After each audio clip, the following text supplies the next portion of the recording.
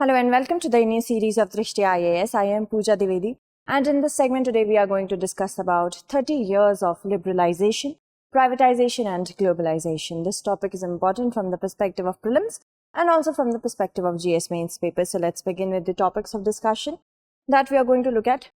From the news, we will cover liberalization, privatization and globalization, the concept, the advantages and disadvantages. But before that, we will also compare the crises of 1991, because of which LPG reform could take place, and after that, we will compare that to the crises of 2021, the current times because of the COVID-19 pandemic, the economic status of India. Here I will show you the graph related to the economic survey, because that is of course the most authentic one, major initiatives taken by the government in order to boost employment opportunities and hence try to make our economy be of the level of pre-pandemic. And of course the challenges, the way forward, and in the last of the segment I am going to ask you a mains based question for answer writing practice. So let's begin with why is it in the news. Now, Dr. Manmohan Singh, the former Prime Minister of India, has said that if we talk about the completion of 30 years of liberalization, privatization and globalization, India is facing a challenge that is more daunting and more challenging, in fact, than the crises of 1991. So if we talk about the crises of 1991, let's compare it bit by bit. Bear with me a little bit of reading, and where it is necessary, I will of course try to explain it. So if we talk about high fiscal deficit, if we talk about fiscal deficit, what is it? It is the deficit which is created by spending more by the government in comparison to the revenue of the government.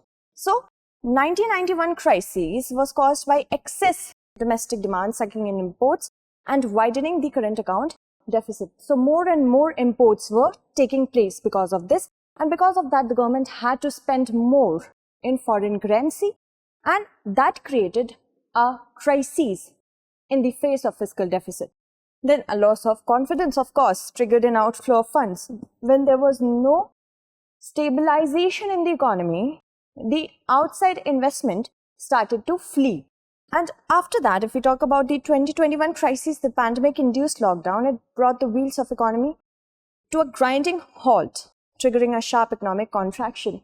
Most of the sectors which are contact-based and labor-intensive, such as manufacturing and even service sector, were very affected, very extremely affected, and I must say because of the COVID-19 pandemic. But if we talk about the current times, because of the localized lockdowns after the second wave of the COVID-19 pandemic, the economy did not come to a complete halt. We tried to balance lives and livelihood.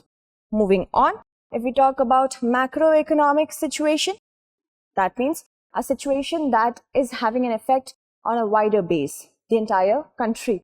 If we talk about the 1991 crisis, India had to pledge tons of gold to stave off a default on sovereign debt.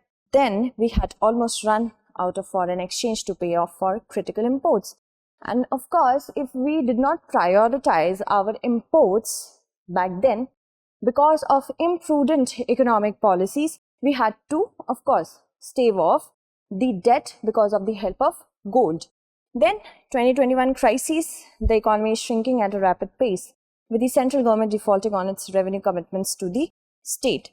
Also liberalization, if we talk about what is liberalization, liberalization of the economy means freedom.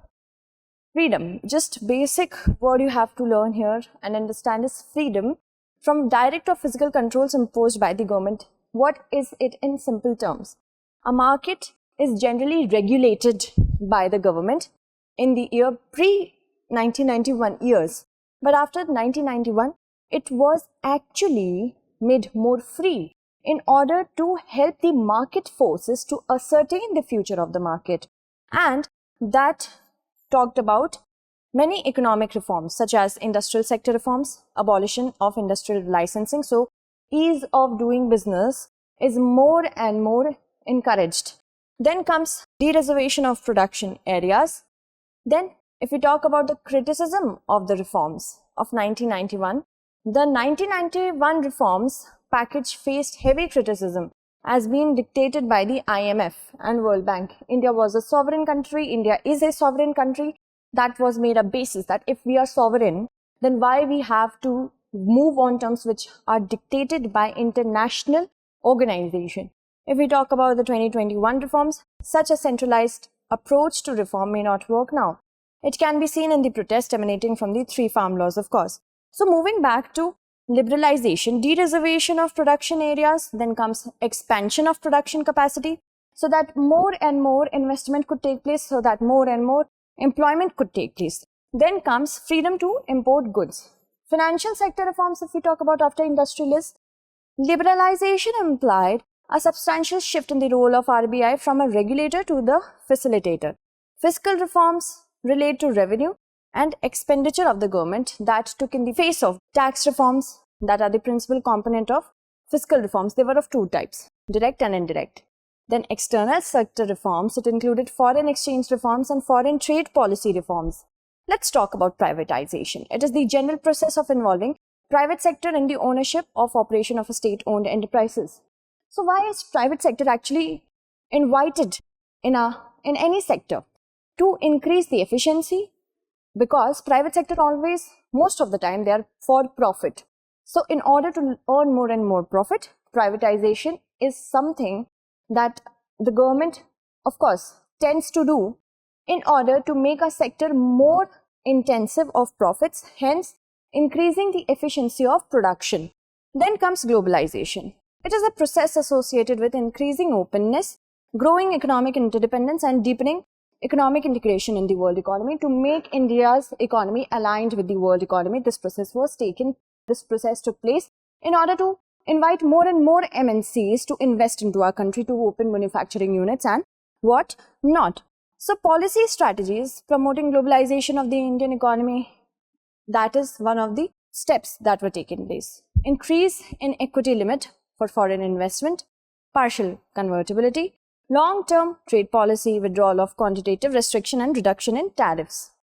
There were certain positive implications of LPG. A vibrant economy, more and more market forces ensured that more products were available, more and more space was there for the private sector as well as the public sector to engage in.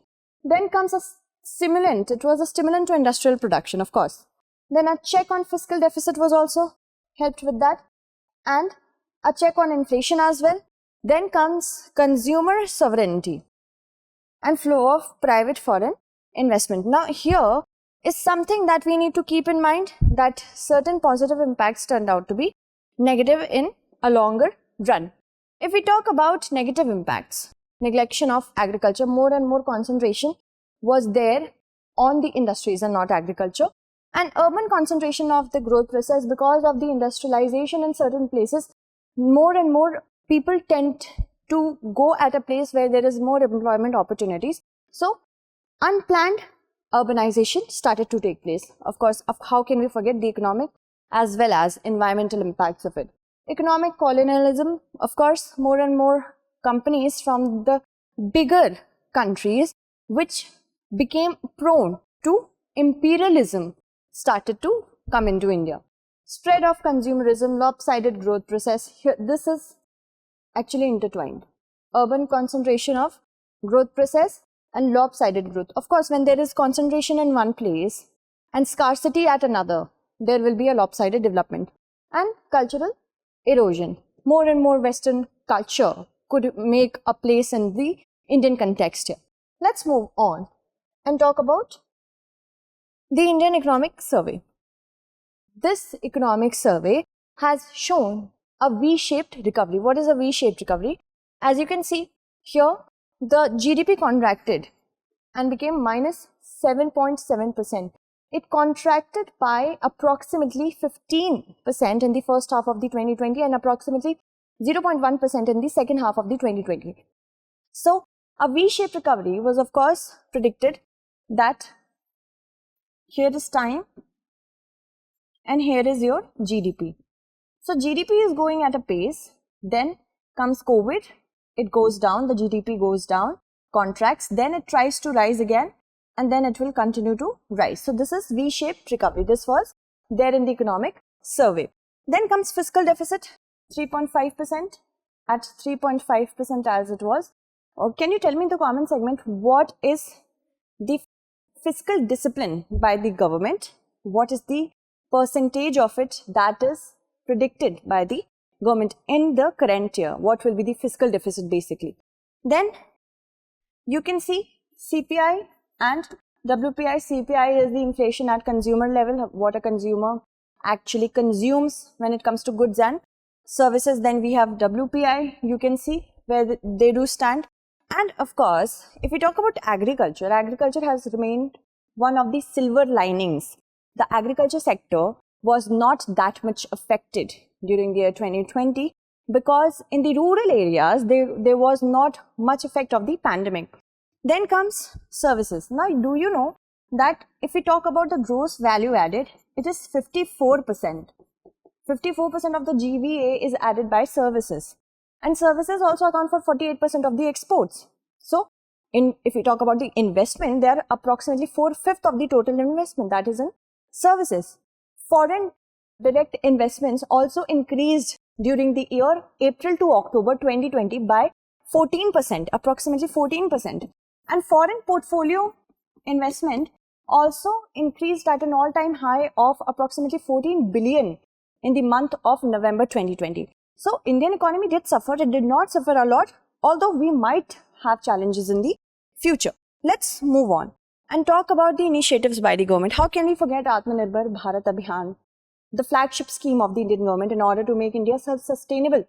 The 5 structures or 5 pillars are economy, infrastructure, system, demography and demand. Economy, we need to make quantum jumps and not incremental changes that will need certain initiatives, such as if we talk about national infrastructure pipeline in order to boost investment, and also in order to create employment, we have production linked incentive scheme. So infrastructure is second. System, IT sector should be given encouragement. There are 38 unicorns or new startups in India in innovation. If we talk about demography, vibrant demography of the largest economy, because India has such a huge demography, such a big and vibrant demography, we can tap its potential. Then we have demand. We need to have full utilization of power of demand and supply. More and more demand, we can tend to convert into more and more supply. And moving on, if we talk about production linked incentive scheme, this is important from the pre-based question. Incentive of 4 to 6% on incremental sales over base year of goods manufactured in India. That means it tends to increase manufacturing process. Then we have trade segments of mobile phones and specified electronic components. Eligibility is subject to threshold of incremental investment and incremental sales of manufactured goods. Tenure of scheme is 5 years subsequent to the base year as defined. So, moving on to the next very important initiative, that is Atmanirbhar Abhiyan in the defense sector. India is one of the countries that is dependent on imports of its defense equipment. But this is changing now. Since the year 2020, government has actually talked about indigenization of its own defense sector. As you can see, an embargo was put. That means a prohibition on the import of certain items. This list of items that won't be imported, prepared after the talks with important forces of DRDO and defense PSUs.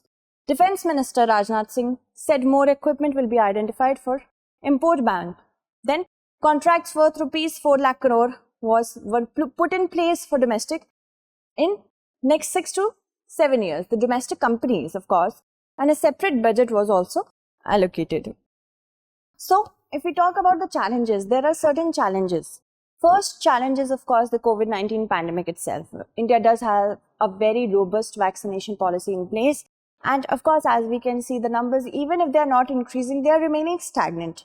They are not coming down to a level that we are expecting our economy to be back on track for the back on track segment. But the economy is still suffering because of lakhs and lakhs of death. So that is one of the reasons, that is one of the challenges that India needs to overcome. Second one is deglobalization. Because of the high level of trade war that started in the year 2018, 2019 between the US and the China, there was, of course, a lot of knots in the supply chain of the world. Now, India is one of the countries, and not India, many of the other countries are also looking at deglobalization, not integrating or aligning their economy with other economies, because a problem in one economy will trigger a problem in all the economies. Then more and more privatization, and even more and more, if we talk about, we have the Atmanirbhar Bharat Abhiyan, we have many other abhiyans in the defense sector for Atmanirbhar Bharat Abhiyan, such as that. So that will create a fear in the minds of the investors from foreign that India is tending to become a closed economy. That is another challenge. We have population explosion. Population policy is also in place for certain states such as Uttar Pradesh. Population explosion will cause a lot of issues when we talk about providing them with employment opportunities, because no state can fulfill this promise if the supply of employment will never meet its demand. And India also has a lot of unskilled workers which need more and more employment. India is moving at a faster pace when we talk about infrastructural programs such as NIPs, such as PLI scheme. So India will provide employment, but not at a pace that it is expected to be. If we talk about the way forward, investment centered approach should be there. More and more investment policies should be made, and more investment incentives should be given to private players. Not only private players, but foreign players as well. Managing the elevated inflation level. Now, the citizens are hit with a double whammy. They are unable to find suitable employment, and they are also hit by huge inflation levels. So that is another thing. Then role of government policies is something that we need to consider. All the government policies should be prepared on an approach that is intersectorial in nature. If it is benefiting one sector, it should definitely benefit the next sector and all the sectors which are related to it. So that is something that is counted as a way forward. Let's move on to our mains-based question. Greater public spending by the government is the sine qua non of economic revival. Critically discuss this statement. So that's it for today. Tomorrow we shall come again with another segment. Until then, stay updated and thank you so much for watching.